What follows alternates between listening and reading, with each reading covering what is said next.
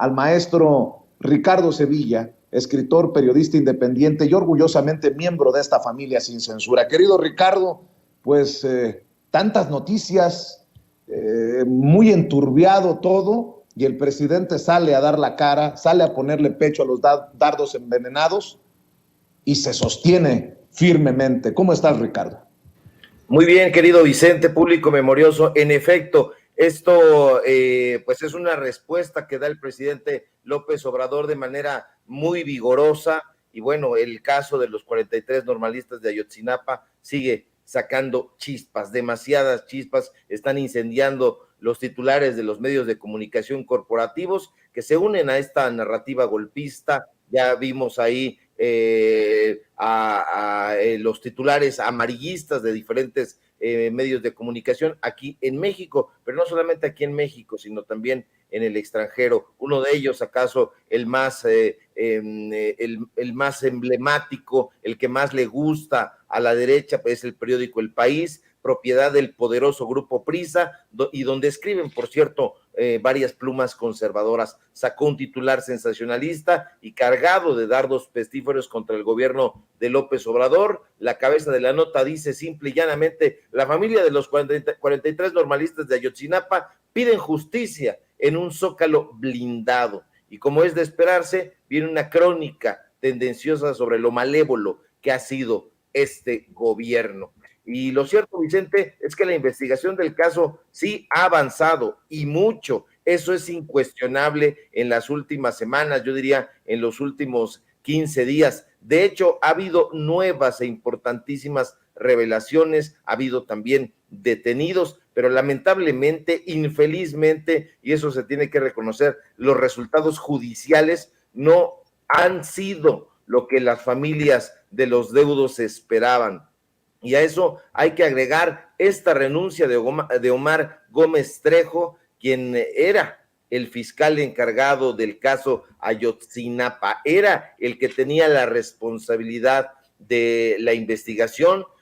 Hay que recordar que este personaje fue designado hace 3 años, 3 meses, en 2019, como titular de la que se denominó Unidad Especializada de Investigación y Litigación por la desaparición de estos jóvenes normalistas. Pero luego, insisto, de 3 años y 3 meses de su designación, decidió irse, decidió dimitir del cargo. No lo corrieron, de acuerdo con las versiones que hemos ido recuperando, él solito se fue, abrió la puerta y se fue. Y cabe subrayar que la renuncia de este personaje de Omar Gómez Trejo se da luego de la polémica decisión de la Fiscalía General de la República, que se desistió de 21 órdenes de aprehensión de las 83 que ya se habían librado por la desaparición de los jóvenes normalistas de Ayotzinapa. La mayoría de ellas, hay que decirlo con datos duros, alrededor de 20, habían sido contramandos militares y personal de tropa del 27 y del 41 Batallón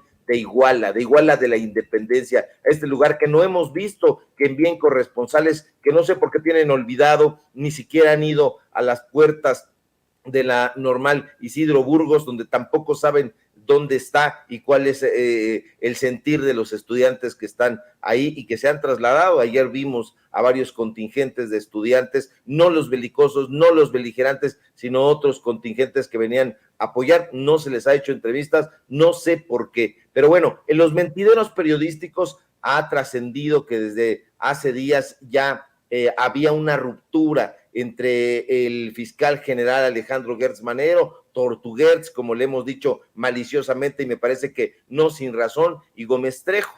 Y de acuerdo a diferentes versiones que también hemos recuperado, porque estamos leyendo los informes muy quisquillosamente, muy puntillosamente, la diferencia fue de fondo y de forma, y lo que desencadenó esta ruptura fue precisamente que Gertz Manero, el fiscal general, había exigido agilizar la judicialización de los señalamientos contra Jesús Murillo Caram, el flamante procurador de justicia del sexenio de Enrique Peña Nieto, acusado, como la audiencia de Sin Censura lo sabe muy bien, de tortura, de desaparición forzada y de obstrucción a la justicia en este caso que hemos nosotros dicho y estamos seguros de ello, que ha lacerado terriblemente la historia de los derechos humanos, los ha pisoteado y bueno, se está buscando justicia. No, ahí hubo diferencias, eso lo dice el mismo presidente López Obrador, como tú bien lo glosas, lo escuchamos en la mañanera, el presidente Andrés Manuel López Obrador confirma la renuncia de este personaje de Gómez Trejo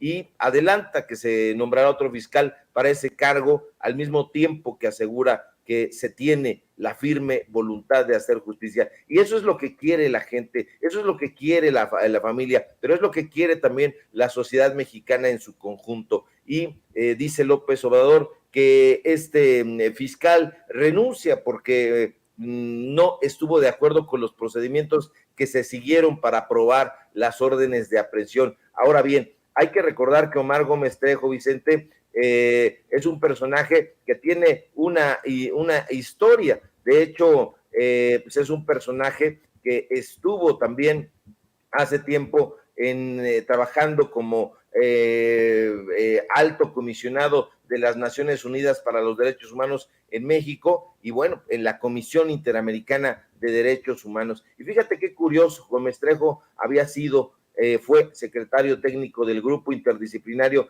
de Expertos Independientes, grupo tan famoso, y pues bueno, el cual fue designado, no se nos olvide en ningún momento, por la Comisión Interamericana de Derechos Humanos para proporcionar, fíjate, las recomendaciones sobre el proceso precisamente de búsqueda de los desaparecidos y la investigación de los hechos y la atención integral a las víctimas. Ahí no brilló. Esa es la verdad, no brilló absolutamente nada, pero pues bueno, la prensa corporativa sacará otro perfil biográfico, pero de acuerdo a nuestras propias indagaciones, no fue precisamente brillante. Ahora, me parece muy relevante hacer del conocimiento de la audiencia de Sin Censura, que en su momento Omar Gómez dio a conocer la identificación de un muchacho, uno de los jóvenes normalistas desaparecido de nombre Cristian Alfonso Rodríguez, cuyos restos fueron localizados luego de 6 años en la barranca de la Carnicería, precisamente a 800 metros del basurero de Cocula, donde las autoridades del sexenio de Peña Nieto aseguraban que los estudiantes habían sido incinerados.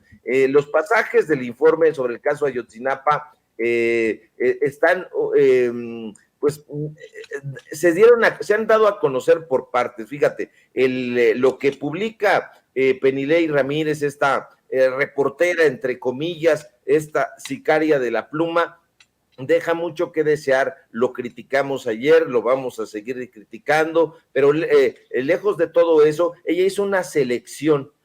No sabemos por qué todavía estuvo en las manos de Penilei ese informe y no sabemos si realmente llegó a las manos del periódico Reforma y se lo dio a Penilei o si ocurrió al revés, si Penilei lo tenía y se lo dio a Reforma para que lo publicaran. No nos queda clara ese asunto, pero cuentan una historia muy distinta de la que conocíamos hasta hoy. Se equivocan esos pseudoanalistas que dicen que esto es exactamente este informe idéntico al de la verdad histórica. No puede decirse eso, primera, porque no se conoce todo el informe. En realidad se cuentan dos historias. Una es la masacre de los estudiantes por la complicidad de militares, autoridades municipales, policías y delincuentes. Esa es una. La otra es el encubrimiento que le siguió, que le continuó, hecho por el gobierno federal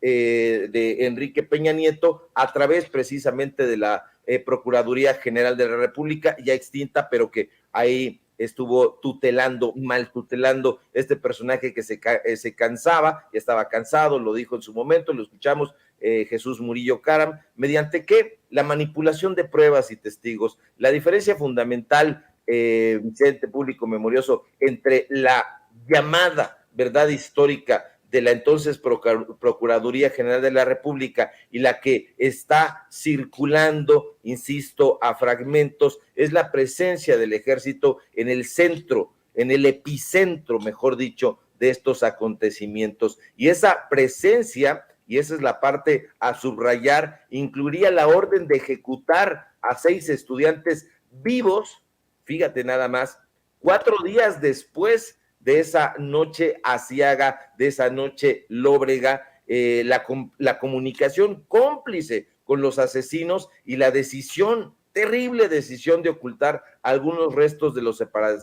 desaparecidos en el cuartel del 27 Batallón de Iguala. Entonces, esta nueva versión está construida en lo esencial, en lo fundamental, con los mensajes de celular y de WhatsApp, que ya vimos que de acuerdo con estas versiones que están circulando, habrían intercambiado durante esa noche criminales, insisto, autoridades municipales, policías y militares. Entonces, el informe es bastante escalofriante. Yo me pronuncio, al igual que el presidente López Obrador, en que debería de conocerse absolutamente todo. Él mismo lo dice en la mañanera, son datos muy muy difíciles de digerir, son datos muy dolorosos, pero se tiene que conocer la verdad. Esto que dijo más o menos como la verdad nos hará libre, que por cierto es un dicho jesuita, no sé si lo sepa el presidente, yo creo que sí, pero es muy escalofriante, Vicente, porque los estudiantes fueron ejecutados y no fueron ejecutados ni quemados en el basurero de Cocula, como se estuvo diciendo, sino fueron descuartizados, de acuerdo con estas versiones, metidos en bolsas y repartidos entre los distintos grupos criminales para que fueran desaparecidos. La crónica de estos detalles es absolutamente terrible. Unos habrían sido disueltos en ácido, otros echados, arrojados a un pozo, otros más a una mina y otros llevados al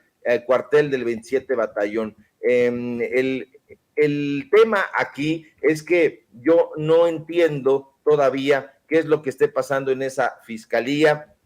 Se dice que estas no son pruebas, en efecto, no son pruebas, pero son indicios, Vicente, para que se comenzara a investigar estos hilos para llegar a saber dónde se encuentran los restos óseos de los jóvenes normalistas, qué es lo que han pedido las familias, qué es lo que requieren y qué es por lo que están luchando. Entonces, habrá que ver cuáles son las reacciones de la fiscalía, esta fiscalía perezosa que no ha dado posicionamientos, que no ha salido Alejandro Gertz Manero a decir absolutamente nada. Entonces vamos a permanecer muy pendientes, porque es claro que hablan de dos delitos distintos a investigar: el crimen de los normalistas asesinados y el encubrimiento ulterior del gobierno federal.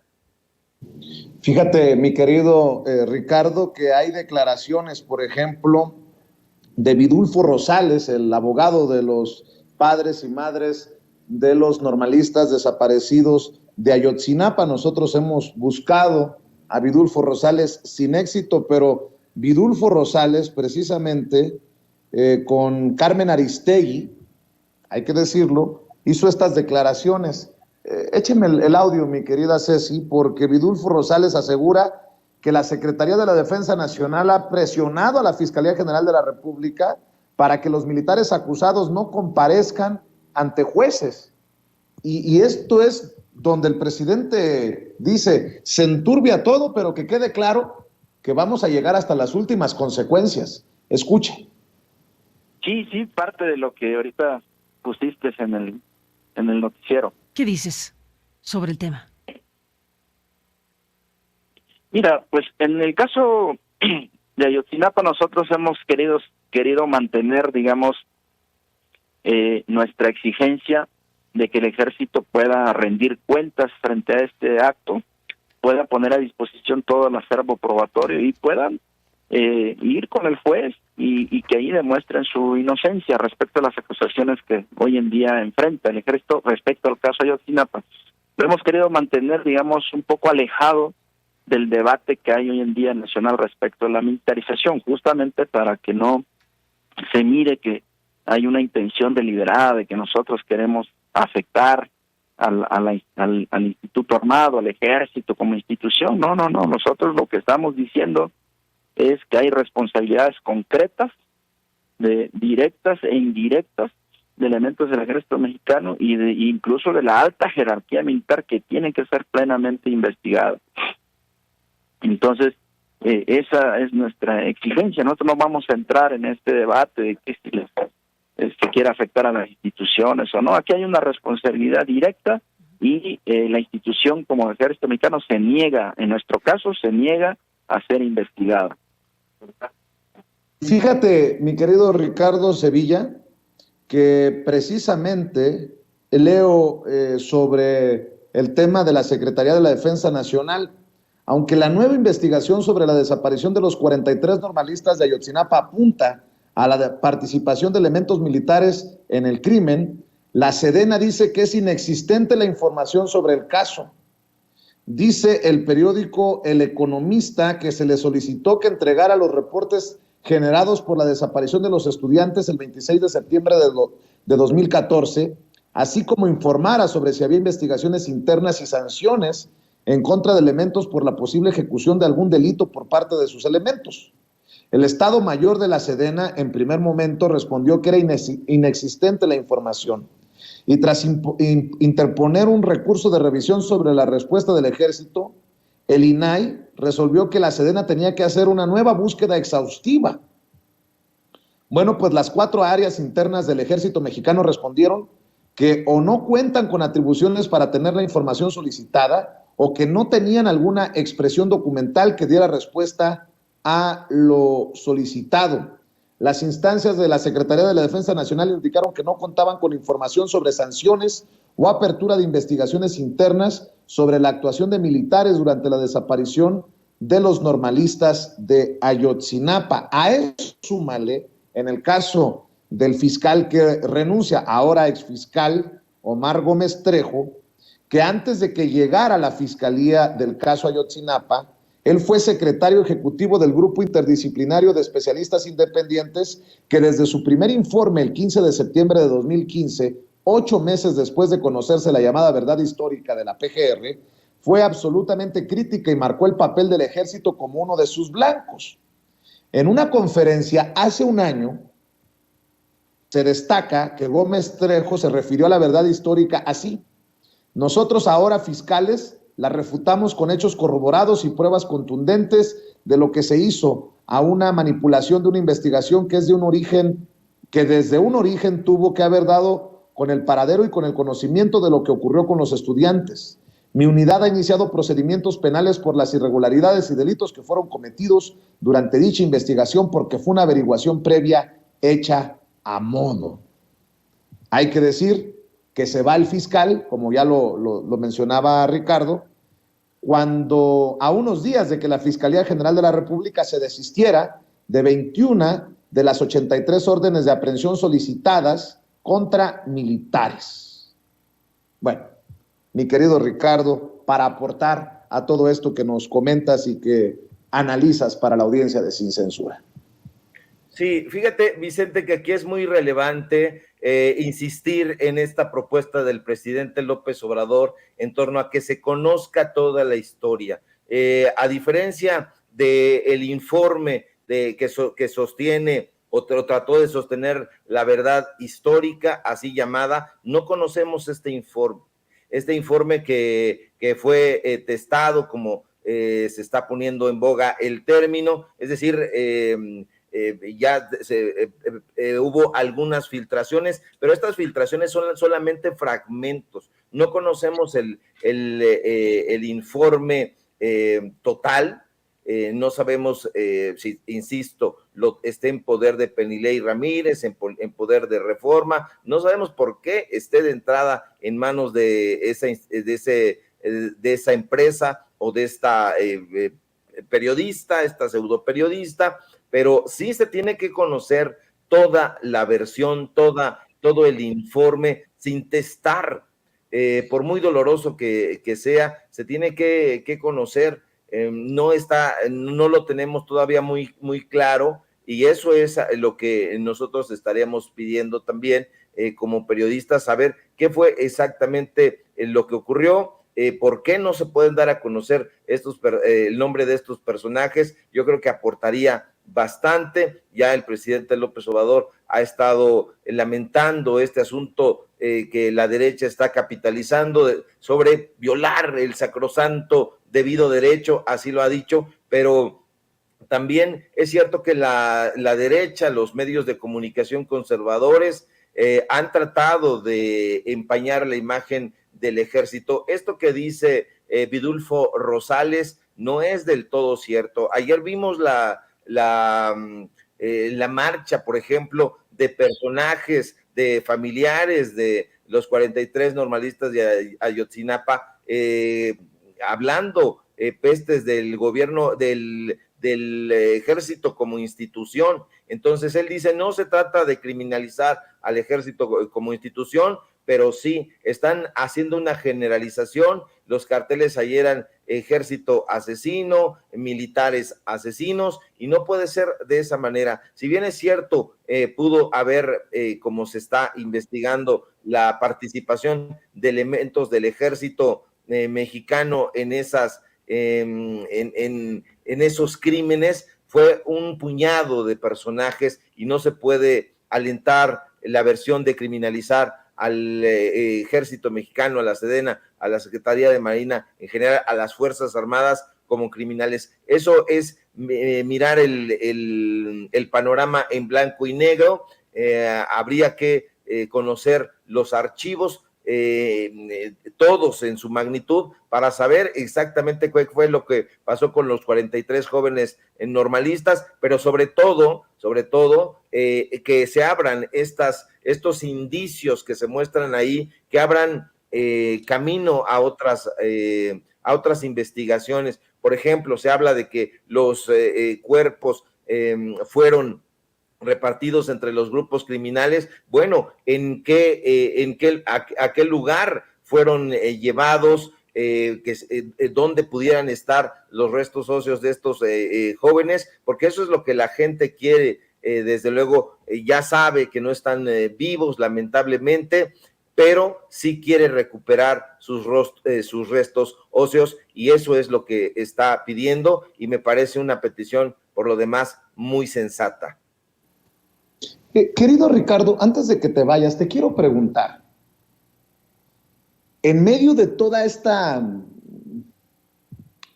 lucha de intereses que el propio presidente señala, que hay muchos intereses, ¿qué hay detrás de la defensa de Penilei Ramírez? ¿Qué hay detrás de la defensa en nado sincronizado de estas filtraciones? ¿Qué hay detrás del ataque a medios independientes, a periodistas independientes como tú o como nosotros o como otros compañeros que somos críticos de estas filtraciones que, si bien el presidente aclara, no ponen en riesgo toda la investigación, sí le meten ruido?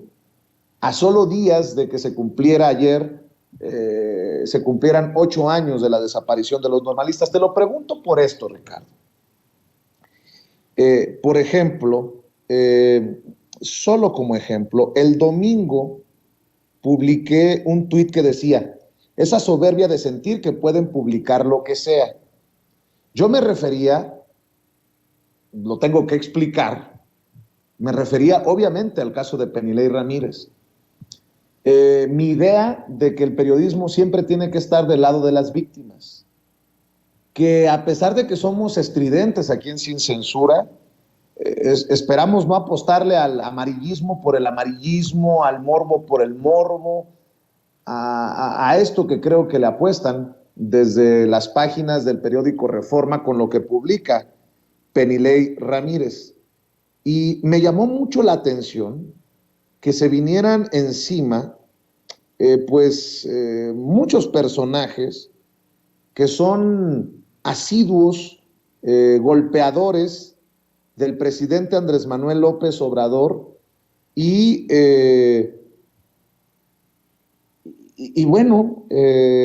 también defensores de los intereses que creo yo están en contra del pueblo de México. Por ejemplo, quiero mostrarte, no es, me parece, coincidencia que despertara de su letargo Héctor Suárez Gómez, hombre que ha recibido respaldo de Lili Téllez, de Carlos Alarraqui, y que precisamente el tuit que publicó el domingo escribe, como por ejemplo, auxilio, me estrellaron los lentes en la cara, auxilio, por favor ayúdenme, un güey solo y sin guaruras me encaró, y como soy un cobarde de época, necesito que el gobierno para el que trabajo y para el que hago propaganda me ayude. Obviamente yo le contesté, ¿no? Que creo que es lo más, lo irrelevante de todo esto para mostrar el nado sincronizado, pero lo comento. Escribe el que hasta conferencia de prensa organizó para decir su verdad, el que le habló a López Dóriga para explicar que quita lentes como mago, mejor explícale a la jueza el 29, Pelón Gómez. Pero también se sumó a esta respuesta a un tuit de tu servidor. Yo pensé que iba a cantar aquella, no me creas tan importante, no, esa es no te creas tan importante, pero ¿qué importancia le dan a lo que dice uno en redes sociales? Mauricio Castillo, el que fue patiño de Adal Ramones por tanto tiempo, dice, a mi tuit, definición de escupir para arriba, felicidades, siempre aprendemos algo de ti. También le contesté, gracias, tú eres una cajita de monerías, Mauricio Castillo. ¿Quién iba a decir que después de quedarte en la calle, pues ya ni de patiño te quisieron? Ahora busques convertirte en promotor y organizador de eventos en el Zócalo, ridículo. Y es que él decía que si le daban el presupuesto que se usó para traer a Grupo Firme y a los Tigres del Norte, él también llenaba el Zócalo, y sin necesidad de pedir que votaran por él. Marco Levario Turcot, el director de la revista Etcétera, publicó, no entiendes la labor de Penilei Ramírez, ella es periodista e hizo lo que tenía que hacer, tú eres un palero. Y después escribió cosas como que un propagandista es un vocero del poder, para eso lo programan, el propagandista no piensa, transmite la narrativa oficial, el propagandista como Genaro Villamil o Vicente Serrano o cualquier palero está para golpear al periodismo que por definición cuestiona al poder. Yo le contesté y se enojó, a ti te pagaron millones en tiempos de Felipe Calderón, ¿con qué cara chayotero? Y ya se encabritó y dice, cuando nos encontremos me lo vas a decir y me lo vas a demostrar. Súmele a este personaje llamado Marieto Ponce, que se subió al ring con César Gutiérrez Priego hace unos días, dice, es lo que hacen los periodistas que no están amaestrados. Me recordó a lo que me gritaba Héctor Suárez Gómez en su momento, periodista amaestrado, o algo por el estilo. Pero no sé si entiendas mi punto y espero que me ayudes a analizarlo, Ricardo Sevilla, estos personajes que defienden a Penilei Ramírez, que lo atacan a uno por expresarse, y estoy tratando de entender qué intereses hay detrás de todo esto, traen estas críticas. Bueno, hasta este video que ayer le mostraba a la audiencia de Sin Censura Nocturno nos dedicó Marco Levario Turcot, el, insisto, director de la revista Etcétera, un hombre que es barbero de personajes como López Dóriga, que le da espacio a, por ejemplo, Mariana Gómez del Campo, y esto fue lo que dijo. Échalo, Ceci. Ya lo decía Sócrates, los tiranos se rodean de personas malas porque ningún hombre de espíritu elevado los adulará. Que ni mandado a hacer ese retrato para personas como Vicente Serrano. Yo entiendo bien que muchos de mis colegas frente a este porro oficialista se hacen a un lado, lo ignoran y atienden a lo importante porque detenerse frente a los ladridos de los perros, también lo decía el clásico, distrae de las altas encomiendas que cada uno de nosotros tenemos. Siempre entendiendo esa situación, sin embargo, en Etcétera y yo en lo personal, no estamos dispuestos, por supuesto, a permitir que este sujeto continúe haciendo de las suyas como lo ha intentado con otros personajes de nuestro intercambio público, como ha vejado o querido hacerlo a Lili Téllez, como lo ha hecho con don Rafael Loret de Mola, como lo hace permanentemente con distintos actores de la vida pública que cuando lanzan ideas escuchan de él escupitajos o soflamas, cuando no ventosidades por la boca. Así es que, en efecto, yo en lo personal le he dicho al señor Vicente Serrano que nos vamos a encontrar y que él tiene ahí la posibilidad de decirme de frente y no amparado en la lejanía de las redes sociales lo que ha señalado de mí, y tiene la obligación de demostrar la serie de acusaciones que lanza en contra mía como un supuesto chayotero. León cree que son de su propia condición, aunque en el caso de él es un gato, en relación con supuestos chayotes que yo haya recibido de Felipe Calderón. Él miente, por supuesto, pero quiero justamente que él me lo diga de frente y me lo demuestre. Ahí, en ese momento, nosotros filmando y grabando, estaremos difundiendo lo que él me conteste. El caso es que nosotros sí, a veces cuando caminamos, tenemos que remover la mierda. Bueno, yo, con mucho respeto para Marco Levario Turcot, le digo, así no, Marco, vas a herir mis sentimientos, no voy a poder dormir en la noche. Es más, batallé para dormir anoche después de escuchar lo feo que te expresas de tu servidor. Pero nada más para abonar, mi querido Ricardo, y después de escuchar tus opiniones, quiero rescatar una de las declaraciones que hizo Anabel Hernández. Ojo con lo que voy a decir, he sido muy crítico de Anabel Hernández, pero solamente para meterles un periodicazo en el hocico a todos estos que han estado tomando las declaraciones de Anabel Hernández como los de la gran periodista de México con pantalones, valiente, que ha señalado, creo yo, muy irresponsablemente nexos del gobierno del presidente Andrés Manuel López Obrador con el crimen organizado. Bueno, pues ahora retomo lo que le dijo ayer a La Octava con Jesús Escobar, Anabel Hernández, solo para que entiendan y desbaraten a sus ídolos de barro, estos personajes que se vienen. Y por cierto, les digo, vénganse de 10 en 10, cabrones. Pero, a ver, no sé si tengas, mi querida Ceci, ya el audio de Anabel Hernández que le envié a don David.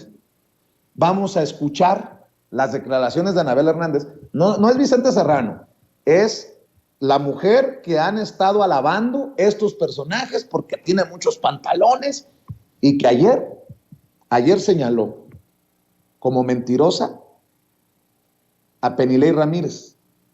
Habló de un engaño de Penilei Ramírez. Escuche, por favor.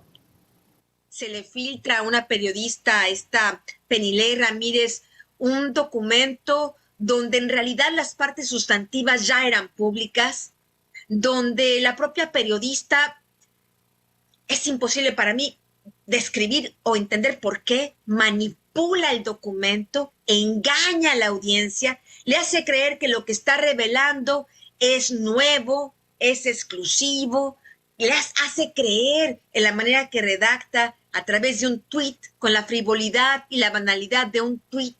Trata de insinuar que la Comisión de la Verdad había ocultado información cuando no es así. Toda la información sustantiva que según la periodista, pues nada más engañó pues a quienes no conocieran el expediente y a quienes no están siguiendo día a día el seguimiento del caso, ¿no? Pues habrá algunos despistados que habrán pensado que qué gran novedad. Todo eso ya se había dicho y lo habíamos dicho muchos periodistas antes, pero más allá de eso, que eso pasa a un nivel secundario, lo más importante es que eso ya era parte de una nueva versión documentada y que se está judicializando por parte de la Comisión de la Verdad y de la Unidad Especial. Entonces, querer pretender que esa información era nueva, inédita, era con el fin realmente en esta parte de estos mecanismos de boicot que están ocurriendo. Bueno, yo escribí esa soberbia de publicar lo que quiera o lo que se les dé la gana. Anabel, la mujer que han defendido desde este círculo como una verdadera periodista de pantalones, habla de que Penilei Ramírez engañó a los lectores, a sus audiencias, y me tiran mierda a mí. Más aún, defiende Marco Levario Turcot a Lili Telles, que no ha visto los videos. Por cierto, Marco, a ti sí te queda eso de que estás bajito, muy bajito, de Lili Telles que me quiso aplicar a mí. Tú sí estás bajito, Marco. Y defiendes a Rafael Loret de Mola. Mira en qué momento lo defiendes. Cuando circula este audio, no sé si lo tengas todavía, Ceci, el audio en el que se exhibe él solito por estar en la nómina de Latinus y despotrica contra su hijo Carlos. No, pues, oigan, si yo nada más le pregunté por su hijo Carlos y se aventó aquel berrinche de que hasta golpeó la mesa, pero pues si él se expresa más cabronamente de su hijo que yo. Ay, don Marco Levario Turcot, ya siéntese, señora, por favor. Échalo, Ceci, para escucharlo. Te pedí encarecidamente que hicieras un debate entre los que están a favor de la revocación. Yo no, por supuesto, porque yo estoy vedado para ti. Pero sí, bueno, Gilberto Lozano, el senador Damián Cepeda. Y por otro lado, Claudio X González, que está a favor de la no revocación. Estúpidamente, porque nada más se puede ser estúpido si está uno todo el tiempo cuestionando a López Obrador y luego decir que mejor no se le revoque el mandato. ¿No se dan cuenta de lo que el problema que causaría si se queda 3 años más? ¿Qué viene después? No vamos a culparlo por lo que ya hizo, sino por lo que va a hacer. Las estatizaciones, el fin del INE, la economía socializante, más muertos por la pandemia, más muertos por inseguridad. ¿Esto es lo que se va a revalidar si no se acude a la revocación del mandato?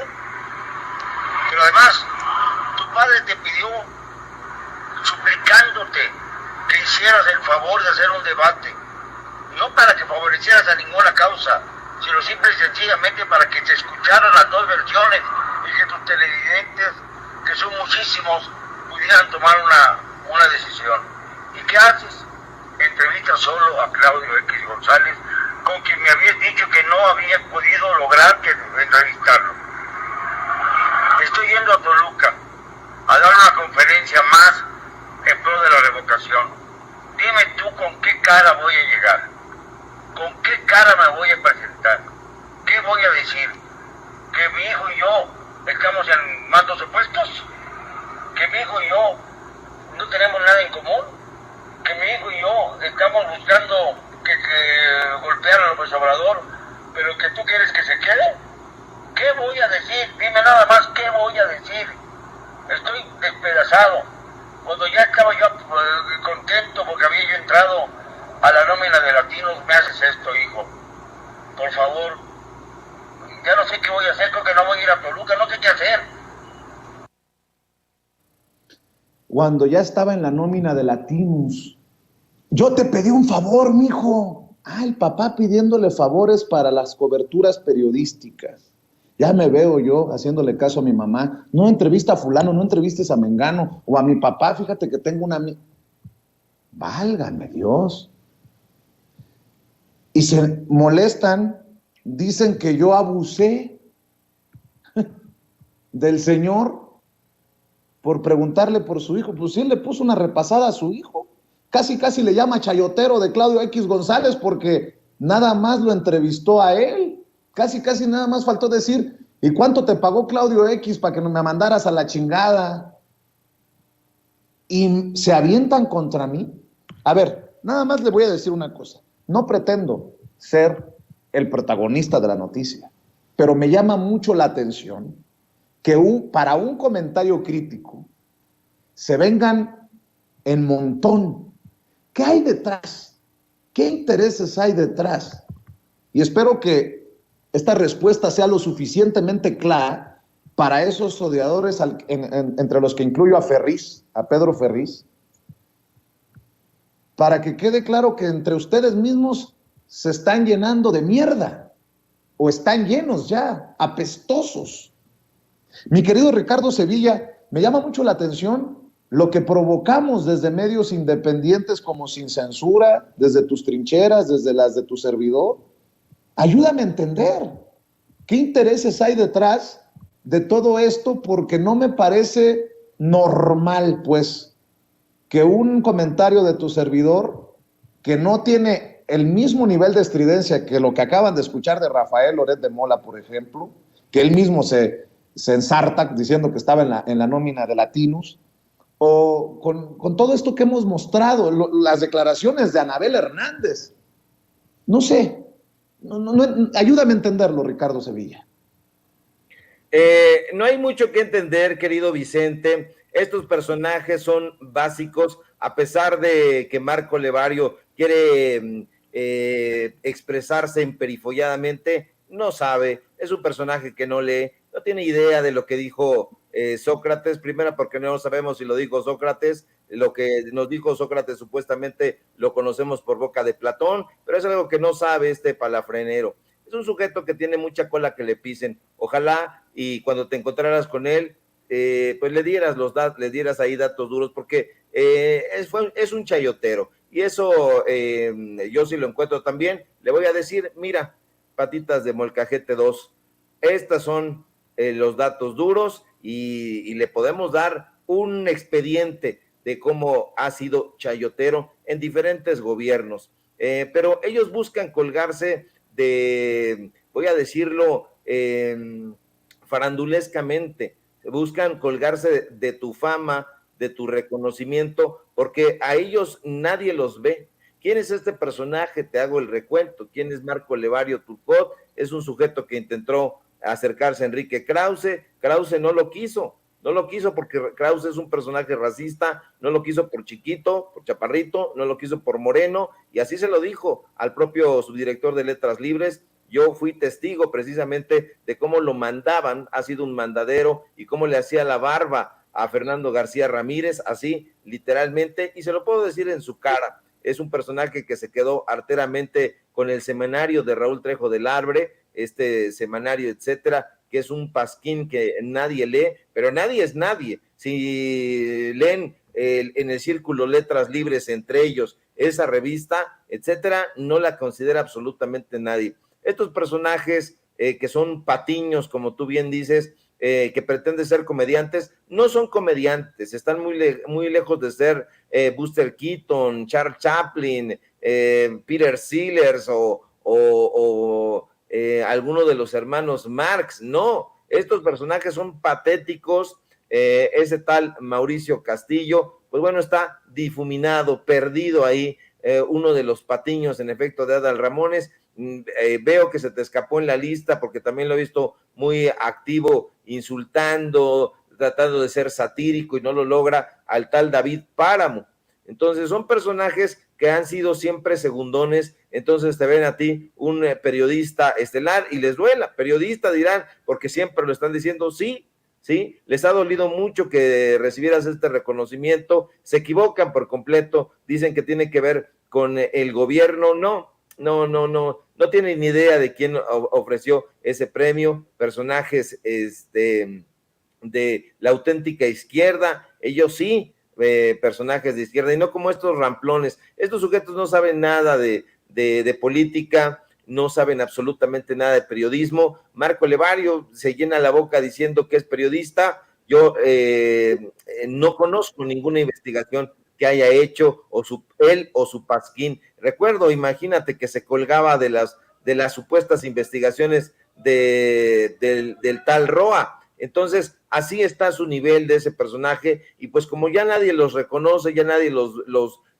ve, ya sus jefes han perdido los grandes contratos, pues y les arrojaban las obras a estos medios de comunicación, a estos personajes ramplones, pues están tratando de buscar un poquito de reflectores, y entonces dicen, me voy a pelear con Vicente Serrano, y Vicente Serrano tiene un jale, tiene audiencia suficiente, pues me voy a viralizar. Y eso es lo que yo los observo todos los días haciendo el tal Mauricio Castillo, David Páramo, Marco Levario, Héctor Suárez Gomis, el hijo de Pedro Ferriz, o ya no sé, el hijo, el nieto, porque es una genealogía ahí de abyectos. Entonces, eso es lo que están haciendo básicamente. El caso de estos personajes, no están buscando llegar a las altas esferas del poder, porque no les alcanza ni el talento intelectual,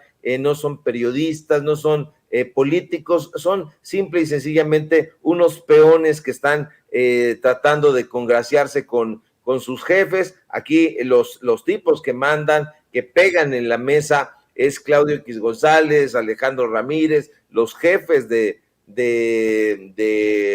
Pascal, de Ciro Gómez Leiva, Junco, toda esta gente que le dio a Penilei abstract de lo que debió haber publicado y que ella se prestó a esa bajeza. No son periodistas, querido Vicente, esto en el medio se conoce como simple y llanamente kamikazes de la pluma, sicarios de la pluma, que se venden al mejor postor, y ahí los estamos viendo, se están lanzando al vacío, pero insisto, si tú les haces caso, pues eso los va a engordar, van a recibir la tunda merecida, los datos duros que siempre aporta el periodismo. Todos y cada uno de estos personajes han sido comediantes de opereta, nunca han sido buenos ironistas, buenos satíricos, no. Y en el caso de Marco Levario, pues es el palafrenero, ni siquiera de Enrique Krause no llega a ese nivel, imagínate cómo estará, sino que le carga la maleta a Fernando García Ramírez,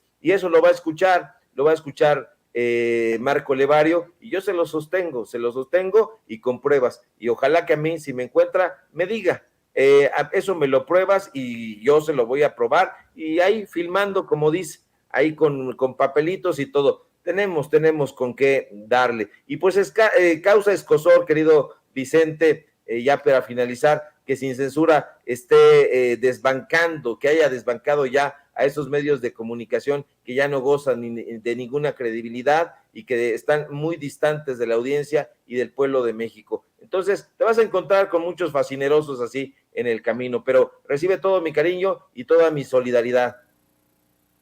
Hablamos más tarde, mi querido Ricardo Sevilla. Por lo pronto, ¿por qué no te despides de la audiencia de Sin Censura, invitando para que también se sumen a tus proyectos, para que sigan la huella de Ricardo Sevilla, tanto en los espacios donde escribes, en donde te expresas en redes y en donde también publicas en YouTube los espacios que van creciendo gracias a esta audiencia diferente e inteligente, Ricardo? Claro que sí, querido Vicente, te agradezco mucho la deferencia. Síganme, por favor, en mis redes sociales, en Twitter, @SevillaCrítico, en Facebook, Ricardo Sevilla, así nada más. Síganme en el diario Basta, donde estoy escribiendo una columna todos los días. Síganme en Ricardo Sevilla, Los Datos Duros, este informativo que está creciendo gracias a esta audiencia pensante. Estoy a las 8:30 de lunes a viernes. Búsquenme ahí Los Datos Duros, Ricardo Sevilla, y por supuesto aquí en la familia Sin Censura, donde estoy participando de lunes a viernes al filo de las 11 de la mañana, con mucho gusto y con mucho orgullo, aportando los datos duros. Un fuerte abrazo, querido Vicente, y conversamos más tarde. Claro que sí, te mando un abrazo, Ricardo Sevilla, el maestro Ricardo Sevilla, hablando con nosotros Sin Censura. Amigos, amigas, regresamos en breve, pero mientras seguimos hablando sin pelos en la lengua, Sin Censura, usted puede suscribirse a nuestros 3 principales canales en YouTube. Sin Censura Media, en donde tenemos más de 1.600.000 suscriptores, Sin Censura TV, en donde tenemos más de 1 millón de suscriptores, y en Sin Censura Presenta, en donde queremos llegar muy pronto a los 100,000 suscriptores. Si usted ya está inscrito en Sin Censura Media, suscríbase en Sin Censura TV. Si ya está suscrito en Sin Censura TV y Sin Censura Media, suscríbase a Sin Censura Presenta. Recuerde que es gratis, no tiene que sacar un solo centavo de su bolsillo para apoyarnos. Dele clic en la campanita para que los señores y señoras de YouTube Envíen las notificaciones cuando estemos transmitiendo en vivo y en directo o estemos subiendo videos.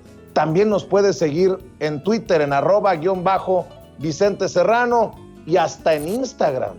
Ojo, también estamos en Instagram. Son nuestras redes sociales y con el apoyo de ustedes seguimos creciendo, porque con ustedes todo, sin ustedes nada.